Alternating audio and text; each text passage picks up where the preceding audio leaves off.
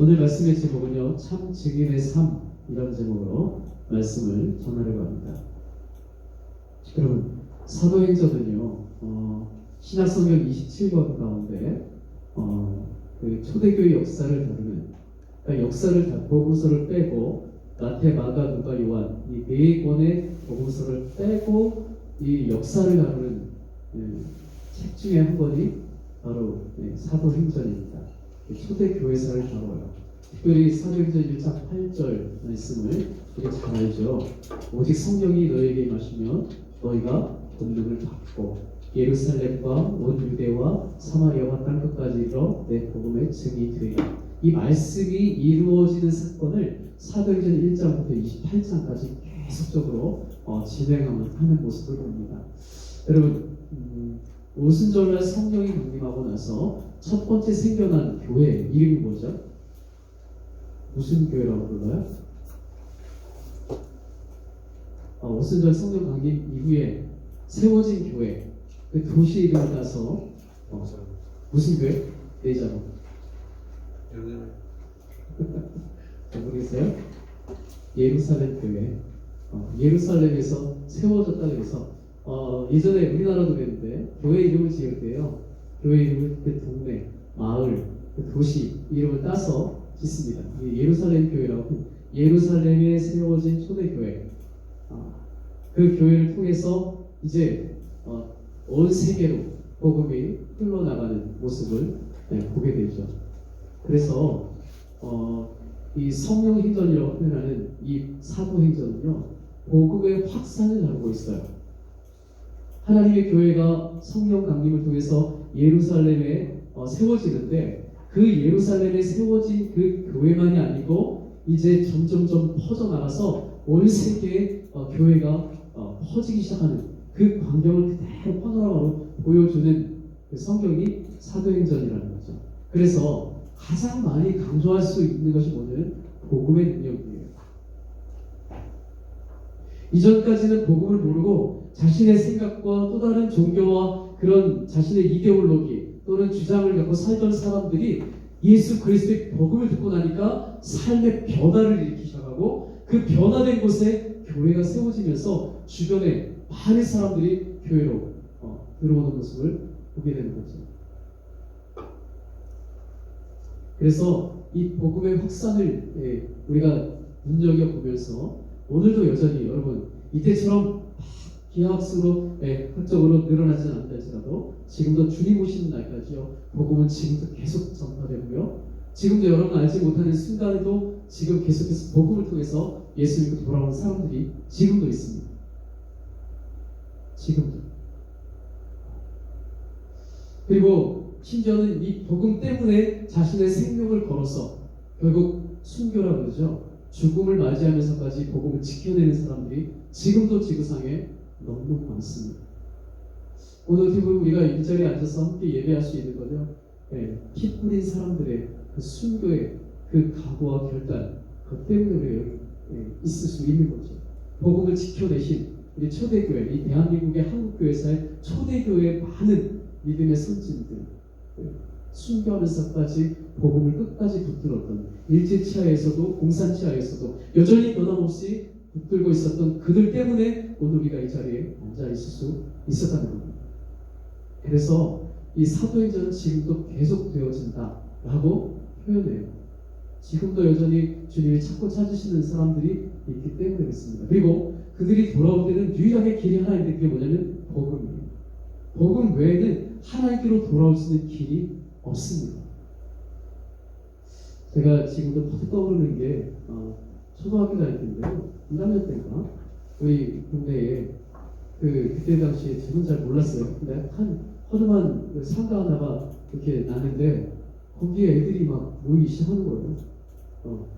그 뭐 하는지 모르는데 그때만 해도 저 때에도 애들 되게 많았거든요. 그러니까 애들이 거기에 막 몰려가서 앉아 있는 거예요. 그리고 여러분들 이렇게 좋은 데 앉아 있는 게 아니고 장판에 그냥 그 좋은 공간에 어떻게 보면 자레한 애들이 한 40명 정도 꽉 찰 수 있는 곳인데 거기에 막 7, 80명이 들어가서 막 핑거가지고 앉아 있는 거예요. 저는 이제 그때는 예수도 몰랐으니까 뭐 하나 그래서 이렇게 그냥 보고 왔는데 볼 때 보니까 근데 지금 내가 아치다고 나니까 그게 뭔지 알겠는 거예요. 그때 그게 교회인 거죠. 그 마을에 교회가 막 생겨가지고 애들을 이제 전도하는데 그때 예수 그죠? 요즘으로 말하면 그 전도협회 한국 어린이 전도협회에서 들어와가지고 애들을 전도하는 거예요. 그런 집 가지고 애들을 전도해가지고 앉혀놓고 그때 당시 뭐였냐면 검정 그 융판을 앞에다 딱 세워놓고요. 거기다가 이 종이 인형을 붙여가면서 뭔가를 막 설명하고 있더라고요. 1학년 때 그냥 봤는데 8살이잖아요. 지나가서 그냥 보니까 재미난 그림 붙여놓고 뭐 하고 있네? 이 정도로 알았거든요. 근데 제가 목사가 됐어요. 그걸 6년 동안 했습니다. 이 융판에다가 그림 인형 붙여가면서 복음을 전했어요. 지금 시대가 어떤 시대입니까?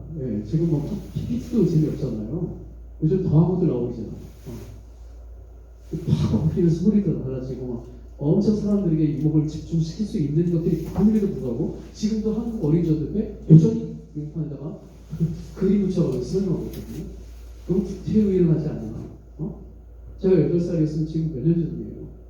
35년 전 이상의 일인데 그때나 지금 똑같이 융판 붙여가면서 그런데요. 제가 해보니까 처음에는 PPT 쓰는 게 낫겠다. 그거를 잘 사진 찍어가지고 인형으로 붙여가지고 PPT 가지고 동작 움직이게 만들고 소리 나게 했었는데 애들 훨씬 더 재밌겠다. 그랬는데요. 사실 이건 어수선합니다. 융판 붙여가면서 하는 거 아주 옛날 방식인데도 불구하고 이게 아이들의 눈망울을 촘촘하게 만드는 것을 보면서요. 예나 지금이나 참 복음을 진지하게 전해줘야 되는구나 라는 생각을 했어요. 그리고 제가 6년 동안 이 복음 전하면서요. 그 아이들 중에 90% 이상은 다 암인 질환을 겪었거든요. 지금 여러분 중에 이제 아이들 가르치는 교사도 있을 거고 대학교 교사도 있을 텐데 요즘 아이들을 보면요. 이 한국어 가진 아이들도 많고요. 조선 아이들도 많습니다. 할머니 할아버지께서 키우는 아이들. 그러니까 가정들이 어려운 애들이 많아요. 그런데 그런 아이들이 복음을 전하면 들어야 되는데 이 사실 부모가 없죠. 부모가 교회 안 다니는 도정은 어려울 건데 그런데 그나마 그 아이들은 돌봄이 필요한 아이들이잖아요. 그래서 교회에서 그 아이들을 돌봐주기 나가면 사실 훨씬 더 교회가 데리고 오기가 더 용이하더라고요. 근데 그런 아이들이 이제 예수를 복음을 듣고 예수를 믿으니까 애 삶이 바뀌는 거예요. 생각이 바뀌고 일단 삶이 바뀐다는 게 뭐냐면 생각이 바뀌어요. 그렇게 난폭하고 아무렇게나 행동했던 애들이 이제 생각이 바뀌어서 예배당에 오는 것도 알고요. 예배당에 오면 어떻게 생활해야 되는지도 배우는 거죠. 복음은 참 능력이 있는 것입니다. 그런데요, 이 복음은 누군가가 전해줘야만 능력을 나타낸다는 것을 여러분이 분명히 아셔야 됩니다. 그래서 참 증인의 삶, 오늘 같이 한 말씀을 한번 읽어봅시다. 20절, 본문 20절입니다. 20절 말씀 다시 한번 읽어봅시다. 시작. 우리는 보고 들은 것을 말하지 아니할 수 없다 하니. 아멘. 우리는 보고 들은 것을 말하지 아니할 수 없다. 지금 베드로와 요한이요, 그 목숨에, 그러니까 죽임을 당할 수 있는 충분한 여지가 있는 상황에서 네 목이 달아날 수도 있는데도 불구하고 거기서 뭐라 그래요? 나는 당신들이 말하듯이 내가 복음을 전하는 게 이거는 내가 보고 들은 것이기 때문에 말을 안 할 수 없다 라고 얘기합니다. 증인의 삶을 살겠다는 거죠. 참 증인의 삶. 여러분, 증인은 누굽니까? 증인은 확실한 증거를 가지고 있는 사람 또는 목격자예요. 목격자. 두 눈으로 직접 본 사람. 그래서 어떤 사건에 대해서 굳이 꾸며내거나 상상하지 않아도 그냥 눈앞에 봤기 때문에 그냥 물으면 답할 수 있는 사람. 그 사람이 증인이죠. 증인의 삶을 산다는 것은요, 목격자가 되어야 하는 것입니다. 오늘 이 복음에도요, 목격자가 있습니다. 여러분 그런 프랜카드를 본 적 있을 겁니다. 길을 가다거나 좀 외딴 곳에 큰 프랜카드가 걸려 있어서 거의 뭐 오토바이 사건, 오토바이 사고, 교통사고, 새벽 몇 시, 미명에 사람들이 없을 때 교통사고가 났는데 가해자가 누군지 피해자가 누군지 이게 분별이 안 되는 거예요. 그럴 때 목격자를 찾습니다. 이러고 프랜카드 붙이잖아요. 목격자가 있으면 이 사건을 쉽게 해결할 수 있기 때문에 오늘 복음을 증거하는 거예요. 증인이 있으면 복음은 확실하게 더 선명하게 그리고 많은 사람들을 변화시킵니다. 사실 한국 교회가 약 130년 정도 됐는데요. 1880년도에 언더우드나 뭐 이런 선교사님들이 들어오면서 복음이 전하기 시작했잖아요. 그런데 130에서 135년 정도 된 이 한국 교회가 지금 이렇게 어마어마하게 부흥할 수 있었던 이유가 뭐냐? 그것은 증인이 있었기 때문입니다. 참 증인, 목격자, 진짜 주님을 만나고 주님으로 인해서 삶의 변화를 일으킨 사람들이 있었기 때문에 가능했다는 거예요. 그냥 배워서 아는 것으로 사람을 그냥 무슨 영업하듯이 불러낸 것이 아니라 직접 주님을 목격하고 체험한 사람. 기독교는 체험적이거든요. 그래서 꾸미지 않아도 자신의 삶 속에서 역사하시는 그 하나님을 말하지 않을 수 없는, 말하지 않으면 안 되는 사람들이 있었기에 이 복음이 전해진 거죠. 그 뜨거운 가슴을 가지고 갔어요. 여러분 요즘 사람들에게 복음을 전해보세요. 어떤 반응일 것 같습니까? 여러분 친구에게 복음을 전해봤죠? 뭐라고 그러는 거예요? 쉽게 그래 나도 예수 믿게 같이 가자 이러고 따라오는 거예요? 그런 사람이 혹 있을 수 있어요. 하나님께 위한 사람. 그런 사람 외에는요 거의 별로입니다. 매력이 없어요. 살기도 바쁜데 할 것도 많은데 뭐 굳이 교회까지 가가지고 신앙생활 하니 이렇게 말하는 거죠. 시간이 아깝다고 생각해요.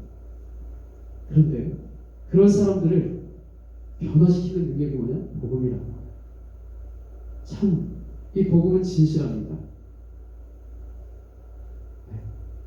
변화를 일으켜요. 그러니까 생명이라고 표현을 하겠죠. 아무리 강팍하고 완악한 사람도요 복음에 걸려들기만 하면 삶이 바뀌어버리는 게 이 복음의 능력입니다. 근데 관심이 없는 사람들에게는 아무리 복음을 전해도 그 사람은 끄떡도 안 하겠죠. 근데 하나님이 구원하시고 작정한 사람은 분명히 변화를 일으킨다는 거예요. 여러분 증인은요 중요한데 참 증인은 자기가 목격한 것을 사실대로 말해야 합니다.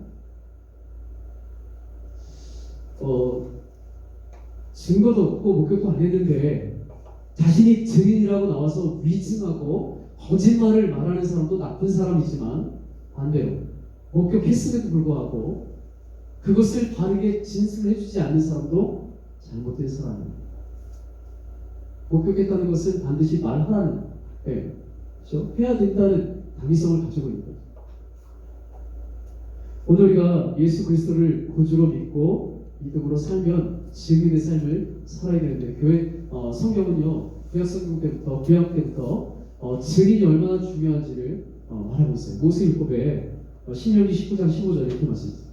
사람의 모든 악에 관하여 또한 모든 죄에 관하여는 한 증인으로만 정할 것이 아니요 두 증인의 입으로나 또는 세 증인의 입으로 그 사건을 확정할 것이며 두세 증인이라는 표현을 쓰는데요.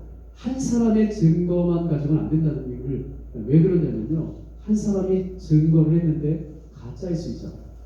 그래서 성경은 두 사람 또는 세 사람의 증인을 세워서 확실하게 그것이 맞는지를 발견합니다.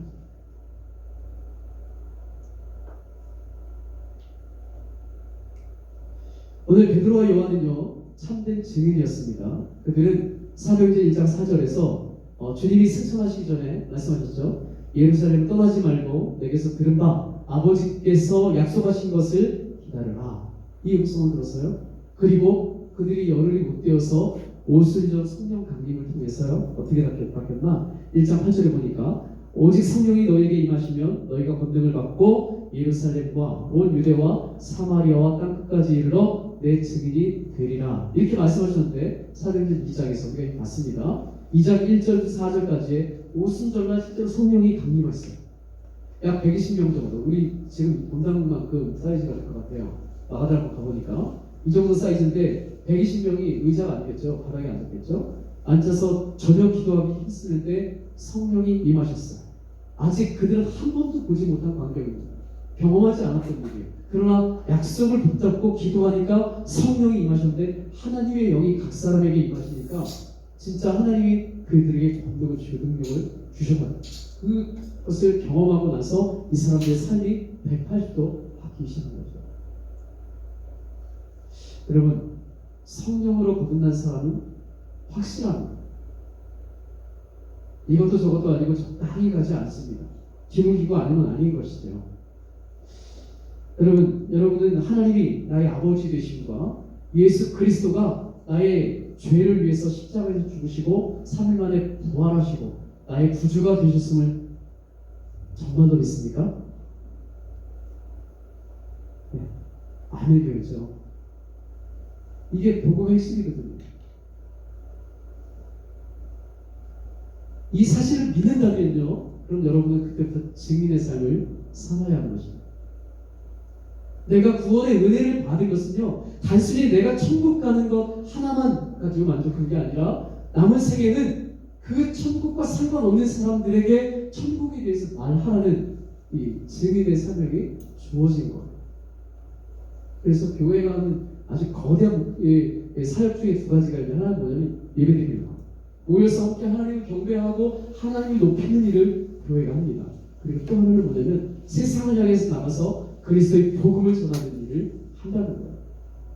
여러분 피켓 들고 아니 삐띠고 막 이렇게 외치지 않는다 할지라도요, 여러분의 삶 속에서 여러분의 주위에 있는 사람들 속에 내가 아는 친구인데 예수를 몰라요. 그러면 직접적으로 전하지 않다 할지라도 그 친구에게 어떻게든지 예수를 말하고 전하려는 그 작은 수고 하나하나가 다 이런 증인의 삶을 사는 것입니다. 제가 이렇게 보니까 제가 친구를 전도했는데요, 그 친구를 전도하고 나서 그 친구 때문에 그 부모님, 형들, 누나는 손주고 있고 형들이 예수를 믿게 됐어요. 가족이 거의 다 바뀌었어요. 근데 저는 그게 제 열매라고 생각했거든요. 근데 저만의 열매가 아니었더라고요. 네, 그 친구의 친구가 있었어요. 친구. 그 친구가 이 친구를 위해서 기도하고 전도를 하고 있었어요. 근데 그 친구를 만나보니까 그 친구는 제 초등학교 동창이야. 그래서 한 사람에 의해서 돌아오지는 않습니다. 여러 사람이 각기 한 사람을 두고 계속 기도하거나 전도하고 해서 열매가 결정적으로 맺게 되는 거죠. 모두의 수고가 들어가겠죠. 그래서 우리가 지금 이 말을 뭐냐면, 지금 내가 전도하는데 한 열매를 잘 못 맺어. 근데 열매가 안 맺는 게 아니라는 거예요. 때가 되면 하나님께서 열매를 맺게 하시는데, 내 때에 맺게 할 수도 있지만 나 아닌 다른 사람을 통해서 내가 그동안 전도했던 것이 열매로 맺혀질 수 있다는 사실도 생각해야 되는 거죠. 그러나 중요한 거, 반드시 우리 복음을 전하고 천국과 지옥이 있다는 사실을 말해야 한다. 여러분, 예수님을 믿으면, 구주를 믿으면 확실한 증거가 우리 가운데 들어온다고 우리 찬송을 해요. 찬송가 267장 1절 말씀, 1절 가사를 보면, 주의 확실한 약속의 말씀 듣고 주만 믿으면 구원을 얻으리라. 할렐루야 할렐루야. 내가 예수를 믿어 그의 흘리신 피로 내 죄 씻었네. 할렐루야 할렐루야. 내가 예수를 믿어 그의 흘리신 피로 내 죄 씻었네. 여러분, 우리가 부른 찬양들, 찬송가들 가사를 조금만 생각하고 깊이 있게 생각하면서 부르면요, 그 안에 많은 이 구원의 은혜 또는 십자가, 이런 사건들을 계속 다루고 있다는 거예요. 복음의 능력이 얼마나 큰지, 복음이 무엇인지를 계속해서 입술로 우리가 곡조에 맞춰 부르고 있다는 사실을 깨닫게 될 것입니다. 좀 전에 우리가 부른 승부도 마찬가지입니다. 그 안에도 복음이 담겨 있고 그 주님의 능력이 무엇인지 우리가 고백하는 찬양입니다. 여러분, 오늘 이제 베드로와 요한이 이제 사건이잖아요. 안진뱅이를 일으켰잖아요. 걷지 못한 사람을 이렇게 세웠는데 이 사건 때문에 결국 많은 일이 벌어져요. 그 사람들이 한 번도 걸어보지 못한 사람이 일어나서 걷는 광경을 보고 사람들이 놀래서 그곳에 모여서 베드로와 요한이 특별한 사람인가 싶어서 모여들었는데, 베드로와 요한이 이 사람의 그 나은 기적을 말하는 게 아니라 그를 낫게 한 예수 그리스도를 증거했다고. 근데 그 예수 그리스도는 어떤 사람이었어요? 유대인들이 십자가에 못 박아 죽인, 저주받은 사람이라고 십자가에 못 박아 죽여버린 그 사람이야. 그 사람의 능력으로, 그분의 능력으로 이 기적이 일어난 거죠. 그리고 그 사건을 깨닫게 된 사람들이 마음이 찔리니까, 그럼 우리는 어떻게 해야 구원받습니까?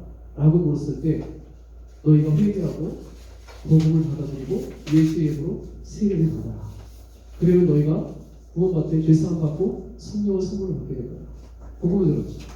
그리고 지난주 봤지만 많은 사람들이, 남자만 어마어마한 많은 사람들이 예수 믿고 돌아오게 됐어요.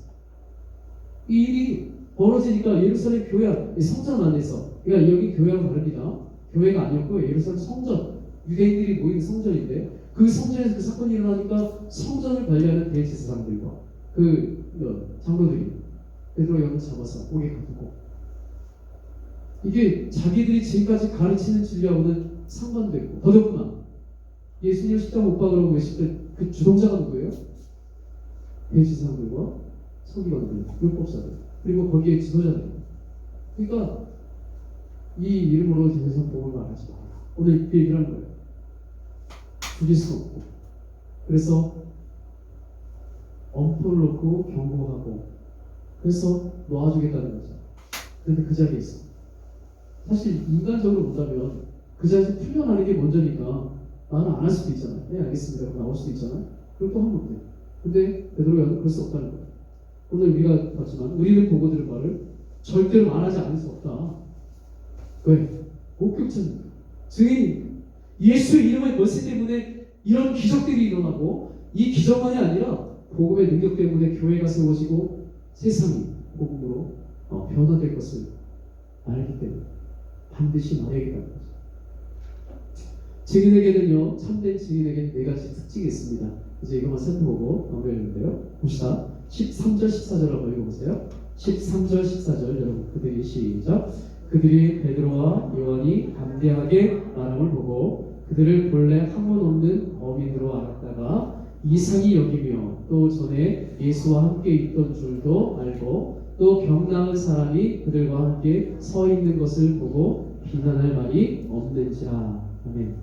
여러분 참된 증인은요 자기가 증거할 때요 담대합니다.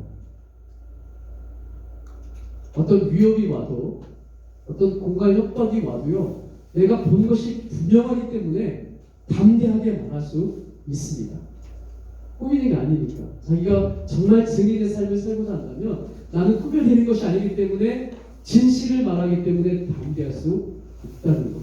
여기 범인이라는 뜻에서 범인, 평범한 사람, 별 볼 일 없는 사람 이런 의미예요. 그런데 그들이 이 대답하고 말하는 것을 보니까 평범하지 않은 거예요. 왜? 그들이 경험한 것은 평범한 일이 아닙니다. 우리는 평범해요. 별로 특수하지 않아요. 그런데 내가 목격하고 내가 경험한 그 예수 그리스도, 그 복음의 능력은 평범하지 않는 거예요. 삶을 바꾸고 변화줍니다.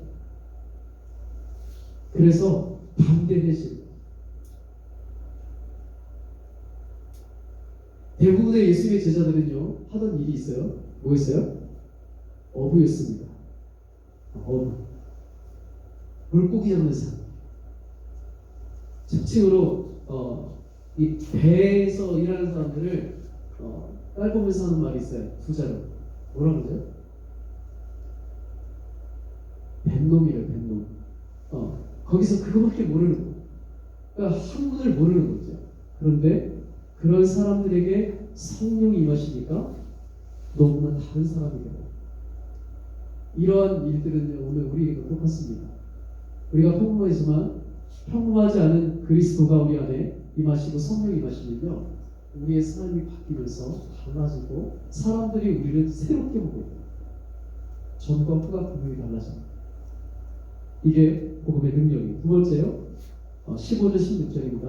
한번 볼까요? 15절 16절 시작. 명하여 공회에서 나가라 하고 서로 의논하여 이르되 이 사람들을 어떻게 할까? 그들로 말미암아 유명한 표적 나타난 것이 예루살렘에 사는 모든 사람에게 알려졌으니 우리도 부인할 수 없는지라. 아멘. 여러분 참 증인의 삶에는요 부인할 수 없는 표적이 나타나요. 표적은 기적일 수도 있지만 사인이에요. 사인. 하나님의 살아계신 복음이 참이라는 그 증거가 나타난다는 거예요. 그것이 눈에 보여지게 이렇게 병든 사람이 일어나거나 귀신이 쫓겨나는 역사도 있겠지만요 사실은 지금 그런 역사보다도요 우리의 삶을 통해서 배워나가는 역사가 더 많습니다.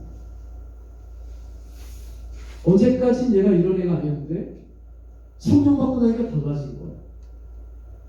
전과 후가 많이 달라요. 너네 너 어떻게 이렇게 됐니? 라고 묻게 되는 사건이 있어진다. 변화가 있습니다. 표적은 사인인데 사인은 보여주려고 하는 목적이 있어요. 그건 뭐예요? 예수 그리스도가 구세주이고 그분을 믿으면 천국에 오고 영생이 있다는 사실을 보여주는 거예요. 그것을 나타내기 위해서 사인이 주어지는 거예요. 이게 기적일 수도 있지만 그분의 능력일 수도 있고 어떻게 보면 여러분이 그냥 평범하게 사는데 거기서 배어나오는 하나님의 사랑과 여러분의 삶을 주관하시는 그 주님의 능력이 드러날 수 있다는 거예요. 여러분 요즘 대학생들 그리고 직장 취업하기 위해서 좀 많은 스태프들 쌓죠. 열심히 들어가서 하나로 더 있습니다. 근데 간증하는 사람들을 보면요, 실제로 그건 꾸며낸 게 아니라요. 나는 스펙을 쌓은 적이 없어. 나는 스펙을 쌓은 적이 없어. 물론 이걸 여러분 요행으로 바라는 얘기는 아니에요. 그러나 하나님이 그렇게 할 수 있다는 사실을 여러분에게 말하는 거예요.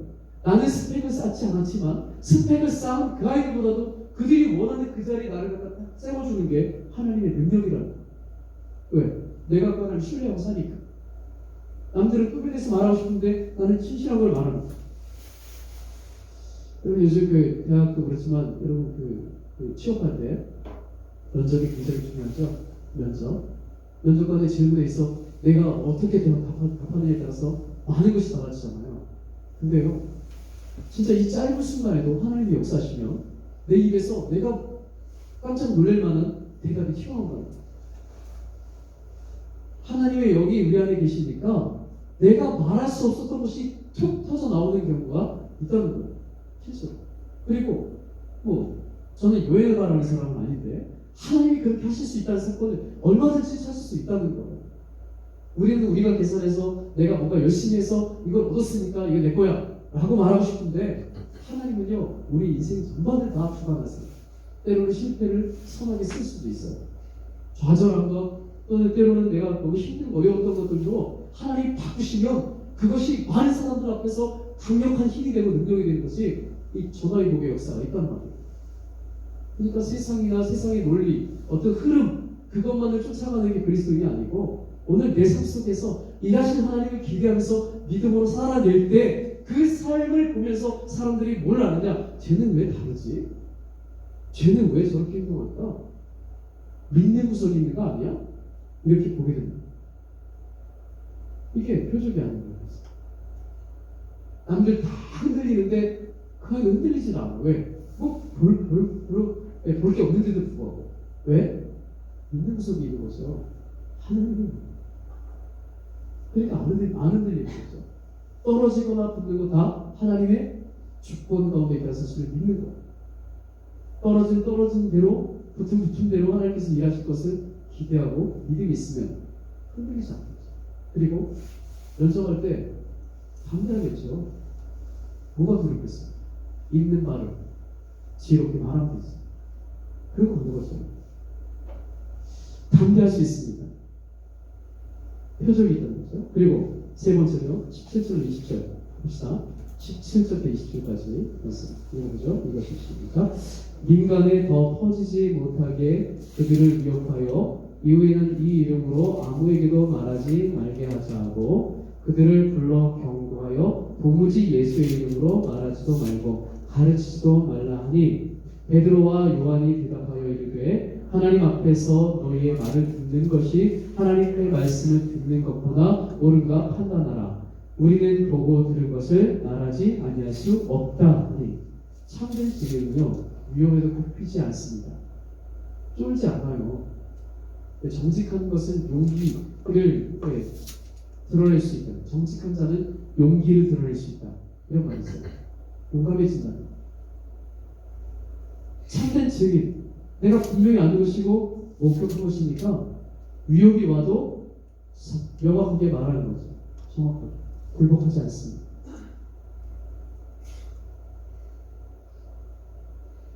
오늘 이 베드로의 말, 이 19절 말씀 보세요. 베드로와 요한이 대답하여 이르되 하나님 앞에서 너희의 말을 듣는 것이 하나님의 말씀을 듣는 것보다 옳은가 판단하라. 멋있지 않습니까? 오늘 우리가 이제 살아왔대요. 과연 누구 앞에서 사는가? 누구를 기준으로 사는가가 굉장히 중요합니다. 여러분 내가 믿음의 살아야 되면요 하나님 중심으로 살아야 돼요. 하나님의 말씀 앞에서 살아야 돼요. 하나님이 뭐라고 나에게 말씀하실지, 이 상황을 어떻게 하나님이 판단하실지를 생각하면서 행동하고 말을 해야 한다. 그런데 사실 눈에 하나님이 안 보이잖아요. 보이는 건 사람이고 환경이잖아요. 환경과 사람 보면서 계속 흔들리는 거.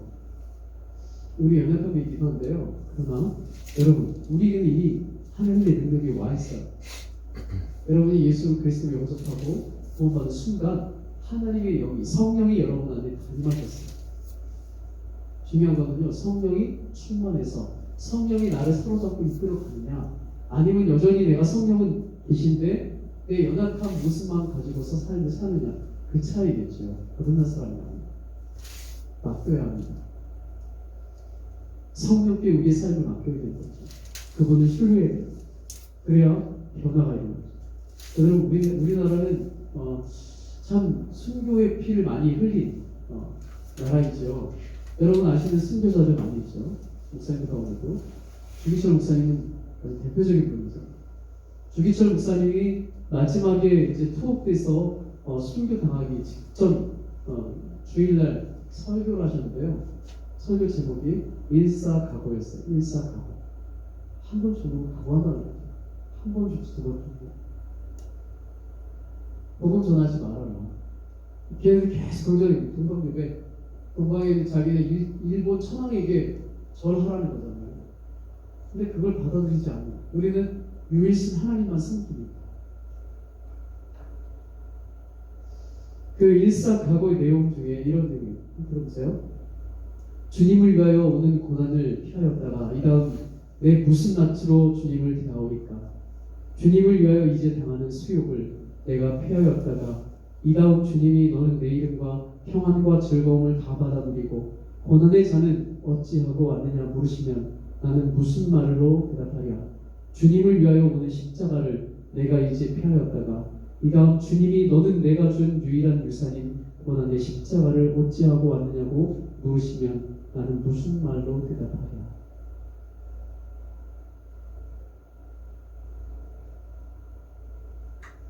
참 지금은요, 죽을 각오를 하는 겁니다. 지금은 SNS가 너무나 발달이 되어가지고 스마트폰으로 전 세계를 다 볼 수 있잖아요. 여러분, 종교 전쟁 말도 못합니다. 우리나라는 그나마 종교의 자유가 있었고 많은 크리스천들이 있어서 지금 동성애에 많은 얘기 있어도 그럼에도 불구하고 우리는 이렇게 자유롭게 예배드릴 수 있는 상황에 있지만 무슬림들이 97%나 차지하는 그 대다수의 나라들은요, 기독교인들이 너무 피가 얼었습니다.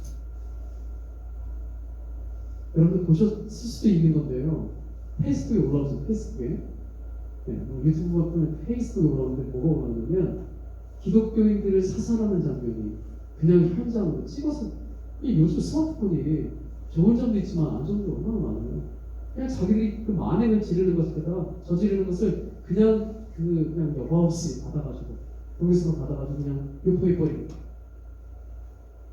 그 사람들이 붙잡혀서 거기 죽어야 되는 이유 하나밖에 없어요. 예수 믿는 거. 예수 믿는 기독교인이기 때문에 죽는 거예요. 근데요, 죽는 사람이 두려워서 떨다 죽지 않습니다. 살려자고 빌지 않더라고요. 그냥 당연시하고 받아들여요. 사실 제가 목사이고요, 여러분 앞에 있지만 말씀을 가르치는 자임에도 불구하고 제가 그 상황을 만나면요, 참 두렵습니다. 제가 예수 믿고 내가 목회자가 되면요, 난 죽겠습니다. 주님 위해서 내가 죽겠습니다. 각오하고 왔어요. 다 버리고 직장 다니는 거 다 치우고 나 인생 죽게 고맙습니다 하고 들어왔어요. 아무것도 하지 않고 그 지금까지 살았어요. 그런데 솔직하게 지금 내가 그 자리에 들어간다 그러면 나 굉장히 무서울 것 같아요. 하나님의 영이 나 들어주지 않으면 안 될 것 같은 생각이 드는 거예요. 그런데 나는 분명히 믿음이 하나 있어요. 뭐냐면 하나님의 성령이 붙잡으신다. 내가 그분을 붙들고 평안해 보려고 발버둥 친다고 되는 게 아니라 그분이 나를 강력한 손으로 붙드시면 내 마음에 진정한 평안이 찾아옵니다. 그 든든함. 오늘 이 시대에 우리가 그게 필요합니다. 하나님 우리에게 뭐라고 하시냐면 찾으라고 말씀하세요. 너희가 나를 찾아라. 그럼 내가 너희를 만나주겠다. 우리가 찾는다고 찾아주는 게 아니라 그분이 나를 찾으라고 말씀하셨다는 거예요. 명령으로. 근데 문제가 뭐냐면 상당수의 크리스천들이 안 찾는다는 거예요. 그분을 그렇게 찾지 않는다는 거예요. 여러분, 우리가 찾으면 그분을 응답하십니다. 그래서 사실 어려운 시대에서 살아가는 거 내 힘으로 하는 게 아니라 주님의 능력으로 살게 되는 거죠. 참 증인은 위협에 굽히지 않습니다. 마지막 볼까요? 21절, 22절인데 21절, 22절 같이 읽어요. 시작. 관리들이 백성들 때문에 그들을 어떻게 처벌할지 방법을 찾지 못하고 다시 위협하여 놓아주었으니 이는 모든 사람이 그 된 일을 보고 하나님께 영광을 돌립니다. 이 표적으로 병 나은 사람이 40%나 되었더라. 중요한 거요. 참 증인은 승리합니다. 복음은 반드시 빛을 발합니다. 끝나는 게 아니에요. 순교자가 나와서 비참하게 죽은 것 같죠? 그럴수록 교회는 강해집니다. 행하죠. 박해와 핍박이 강하면 강할수록 그 시대의 교회는 강력합니다. 모임도 기도도 하나님 앞에 헌신도도 엄청 강력해져요. 날카로워. 예민해지고 아주 예리해지죠. 말씀이. 그런데 거꾸로 편안하고 아무 문제가 없으면요 너무 느슨해져요. 신앙생활도 대충, 예배생활도 대충, 기도도 적당히. 이게 죽는 비결이에요. 한국 교회가 순교자의 반열 위에 교회가 섰다랬죠. 피 때문에. 핍박이 오면 올수록 바꿔 말하면요, 여러분의 삶이 힘들면 힘들수록 여러분의 안에 계신 그 하나님은 일 그만히 하십니다. 그리고 여러분에게 더 많이 만나주세요. 하나님이 그래서 위기라 표현을 쓰는 거예요. 아무 문제 없고 갈등도 없고 고민 없는 게 행복한 것이 아니라 하나님이 우리를 찾으시기 위해서 때론 여러분에게 관계의 문제가 생길 수도 있고요. 아니면 몸에 질병이 생길 수도 있고요. 아니면 여러분이 뭔가를 꿈꾸고 했는데 실패와 좌절이 찾아올 수도 있습니다. 그때 느끼는 게 하나님이 나를 돌보지 않고 나를 사랑하지 않는가 그런 고민하는 게 아니라 하나님이 내가 하나님을 바라봐 주기를 원하고 계시고 나를 힘주시기를 원하시는구나 라는 사실을 깨닫게 되는 거죠. 그럼 복음은 실패하지 않습니다. 반드시 승리합니다. 그래서 우리가 여기 앉아있는 거고 앞으로 여러분의 자녀들 그 밑에서도 주님이 오신 날까지 복음은 계속 승리할 것입니다. 그게 하나님의 섭리예요. 근데 우리가 그 일에 증인이 되느냐 되지 않느냐 그건 우리에게 달린 거죠. 우리가 그 자리에서 증인의 삶을 살면 하나님이 우리를 쓰시고 축복하시는 삶을 사는 것이고 내가 쓰임받지 않으면 그냥 평범하게 사는 것이고 그 차이인 거죠.